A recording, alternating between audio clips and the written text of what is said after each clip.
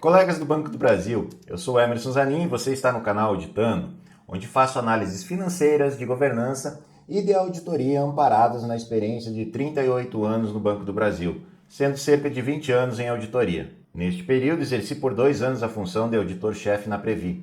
Também fui executivo do banco por 8 anos, sendo que destes, 3 foram na diretoria de governança, onde liderei as equipes responsáveis pelo relacionamento do banco com as entidades patrocinadas do BB, entre elas a Previ, o que me proporcionou conhecer profundamente os processos da nossa Caixa de Previdência. E essa experiência me levou a aceitar o desafio de participar de uma chapa de oposição ao continuismo que verificamos na Previ.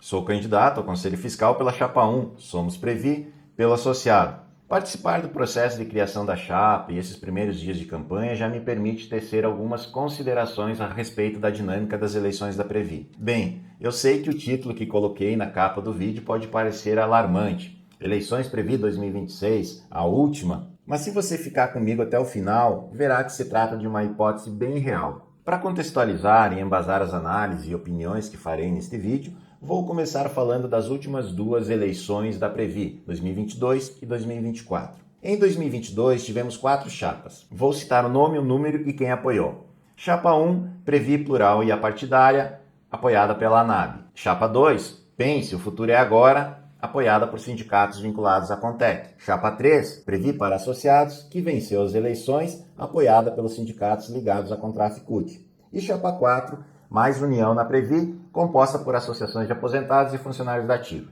Já em 2024, foram apenas 2 chapas. A chapa Previ para Associados, apoiada por sindicatos ligados à Contraf, e a chapa Somos Previ, formada a partir de associações de aposentados e também funcionários da ativa. Na eleição de 2024, mais uma vez a chapa apoiada por sindicatos ligados à Contraf venceu, mas não foi por uma margem de vantagem tão ampla. Um olhar mais atento revelará que o fiel da balança em todas as eleições da CACI e Previ são os votos dos funcionários da ativa que participam das eleições em maior número.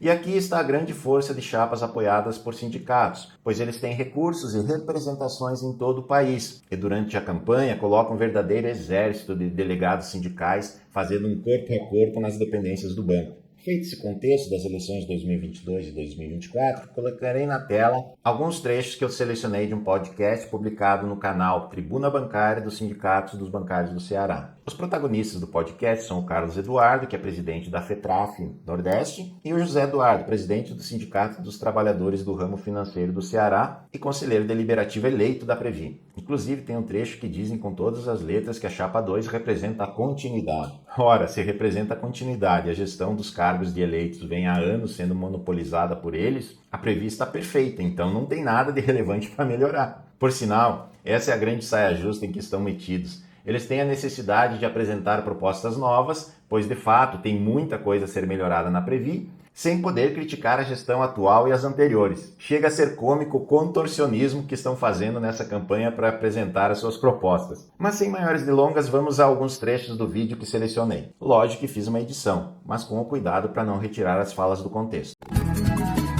No Conselho Deliberativo nós temos indicações, se você puder citar aí, mas são indicações da FENAB e indicações da ANABB. Nós temos indicações na diretoria do movimento sindical, que é o Alencar, e da ANAB, que é a Alissane. Nós temos indicações no Conselho Fiscal do movimento sindical. Eu sou um negociador, faço parte do Comando Nacional, presidente da Federação, presidente do sindicato. A gente, como entendeu a lógica para essa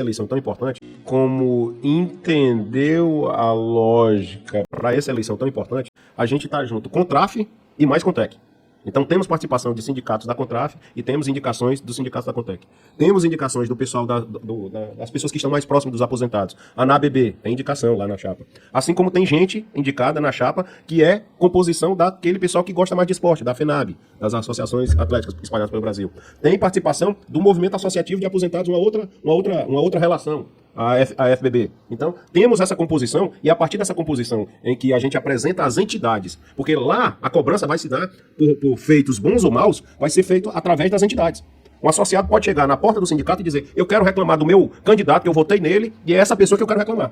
Diferentemente de um candidato solto por aí, que não tem representatividade e que a gente vai ficar, num caso de uma eleição que a gente quer que não aconteça, mas se acontecer, aonde é que a gente iria reclamar? Então, isso é importante.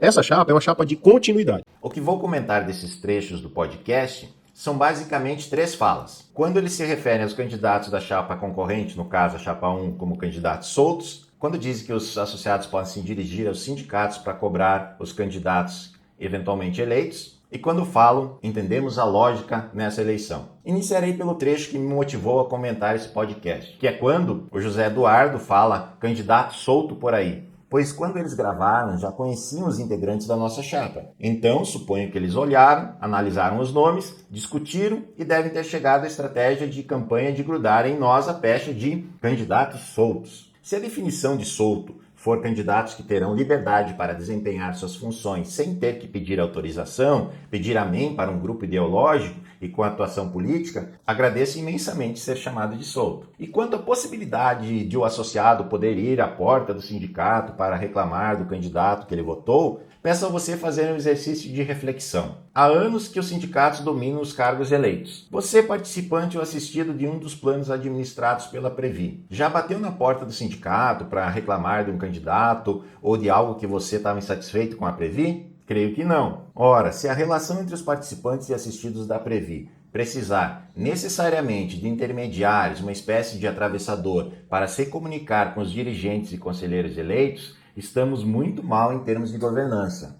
Colocarei na tela agora um organograma que eu imaginei com base na fala do presidente do Sindicato dos Bancários do Estado do Ceará e conselheiro deliberativo da Previ, José Eduardo. Bem, aqui está o organograma da Previ. Temos o Banco do Brasil e os participantes e assistidos como patrocinadores e as estruturas aqui de governança. Conselho Fiscal, Deliberativo, Diretoria Executiva, Conselhos Consultivos e as diretorias aqui embaixo. Agora vamos para o organograma que eu imaginei a partir da fala dos dirigentes sindicais, onde eu teria uma estrutura extra-arquitetura organizacional oficial da Previ, onde os participantes e assistidos, se tivesse que cobrar algumas coisas dos representantes eleitos na Previ, eles atuariam como intermediários, junto ao Conselho Fiscal, junto aos eleitos do Conselho Deliberativo, e junto aos eleitos nos conselhos consultivos e junto aos eleitos na diretoria de seguridade, diretoria de planejamento e diretoria administrativa. Convenhamos, não faz sentido. Comunicação deve ser direta entre participantes e assistidos e os conselheiros eleitos, sem intermediários, assim como está previsto na arquitetura organizacional oficial da Previ. Não deixe que sequestrem a sua prerrogativa de ir buscar diretamente os canais de atendimento da Previ para falar com seus representantes na entidade. Se você quiser falar diretamente com o dirigente, o conselheiro eleito, certamente as estruturas de atendimento da Previ irão viabilizar isso. Você acha mesmo que os sindicatos, a ANAB e a FENAB farão essa ponte? Isso nunca foi necessário e não é agora que o será. Além disso, incluíram em seus discursos outro adjetivo para os candidatos da Chapa 1.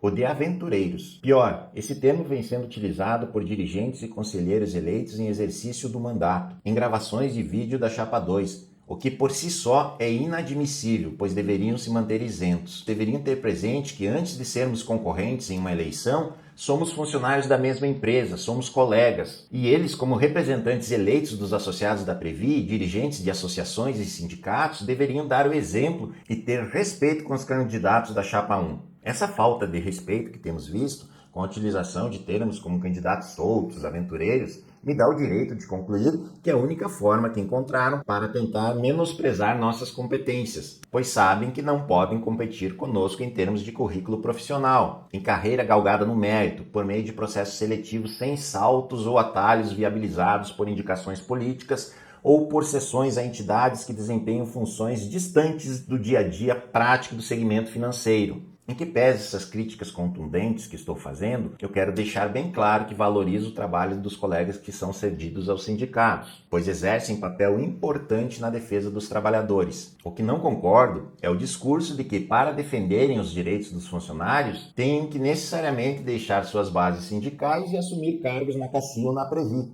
Se por um lado estão no seu legítimo direito de concorrer a essas funções, no entanto, considero inadequado utilizarem durante a campanha o argumento de que, por serem dirigentes de sindicatos ou de associações de funcionários, defenderão melhor os interesses dos associados quando comparados com outros candidatos. Não é porque nós, integrantes da Chapa 1, não exercemos funções nessas entidades que em nossa trajetória profissional não tenhamos lutado pela defesa dos funcionários, pois ao trabalhar para ter um banco sustentável e rentável, também estávamos garantindo o direito dos colegas e de nós funcionários, pois um banco que não tem resultados não pode melhorar os benefícios dos seus colaboradores. O que quer dizer é que um funcionário não precisa estar cedido a um sindicato para defender os direitos da classe trabalhadora. Por sinal, quem está cedido ao sindicato tem o salário pago por quem continua trabalhando na empresa. Então, o sindicalista não está fazendo um favor ao defender os direitos dos trabalhadores. Ele está simplesmente cumprindo a atividade para a qual está sendo remunerado.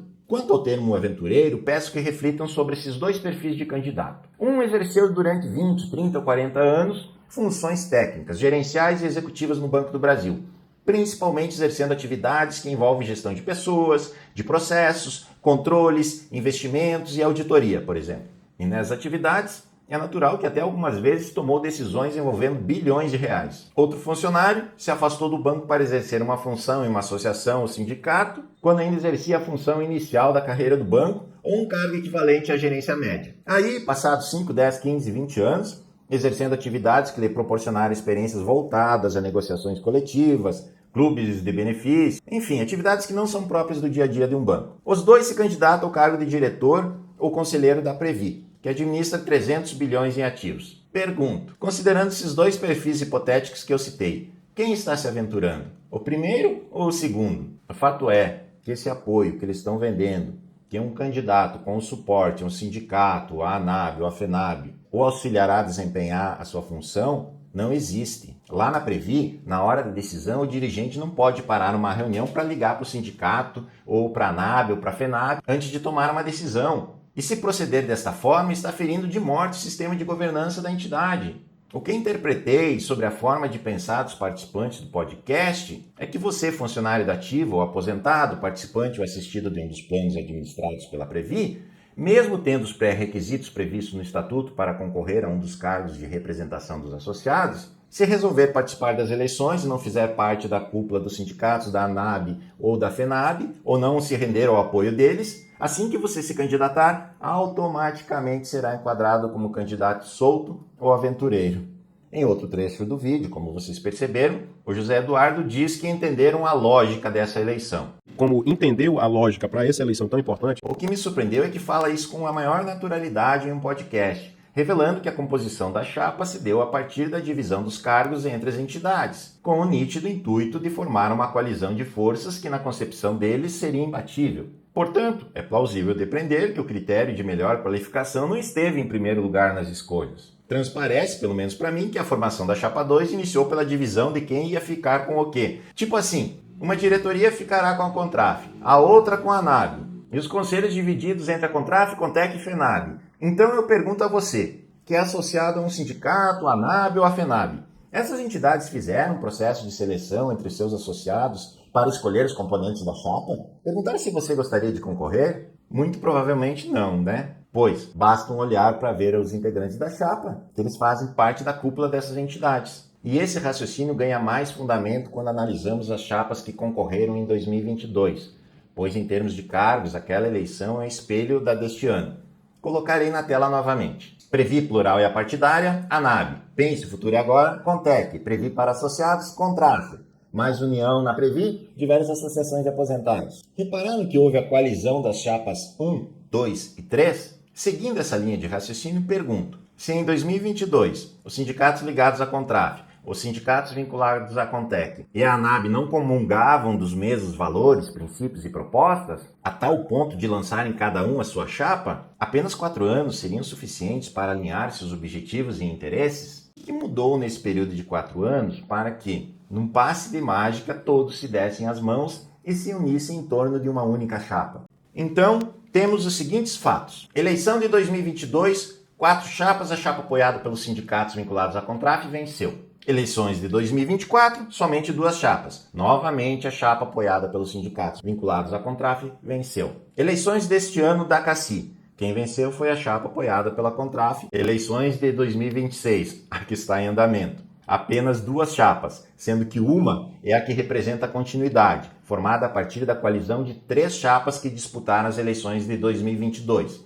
tendo o apoio dos sindicatos ligados à Contraf, à Contec, à ANAB e à FENAB. Temos um podcast protagonizado por sindicalistas dizendo que entenderam a lógica, cuja interpretação, meio que óbvia, é de que essa lógica que seguiram foi a necessidade de unir forças para formar uma chapa imbatível com o intuito de ganhar as eleições. Some-se a isso as dificuldades que uma chapa independente tem em ser formada, sejam financeiras, sejam receios de os candidatos sofrerem ataques infundados em relação à honra durante a campanha, o que já vem ocorrendo nessas eleições, enorme trabalho, necessidade de investir dinheiro do próprio bolso para a campanha. Então, a reunião disso tudo é que me levou à hipótese expressada no título do vídeo, que estas eleições de 2026 podem ser a última com a possibilidade de escolha. Se a Chapa 2 vencer as eleições deste ano, penso ser pouco provável que em 2028 grupos independentes irão se mobilizar para formar uma chapa. O raciocínio é lógico. Para que tanto trabalho e exposição se no final das contas a maior parte dos funcionários acaba por considerar que sindicatos são a melhor opção para a gestão dos recursos da Previ? Então, a depender do resultado das eleições deste ano, talvez a partir de 2028 tenhamos eleições somente com a chapa dessa coalizão. Aí não haverá opção de escolha. E se isso perdurar por um bom tempo, talvez se chegue à conclusão de que eleições são custos desnecessários e seja colocada uma proposta na mesa de que os cargos hoje destinados a eleitos sejam indicação exclusiva das entidades que formaram essa coalizão. Afinal, se forem eleitos, entenderei que o recado é de que os associados da Previ concordam com a opinião que vem sendo arrogantemente expressada por alguns candidatos e apoiadores da Chapa 2, inclusive dirigentes da Previ, de que eles são os únicos capazes de representar os funcionários ativos e aposentados do banco na entidade. Ah, Zanin, você está apelando. Eu não considero isso, pois como vocês viram, eu apresentei os fundamentos dessa hipótese que estou levantando, mas que só o tempo dirá se ela se concretizará. Para finalizar, você que chegou até aqui, o que acha a respeito dessa minha análise? Estou com uma teoria da conspiração ou é uma hipótese plausível de que as eleições da Previ em 2026 talvez sejam a última com possibilidade de escolha? Por gentileza, registre aqui no campo comentários a sua opinião. Se gostou do vídeo, dá um joinha e, se possível, compartilhe com um colega da ativo ou aposentado do banco. Fiquem bem e até a próxima.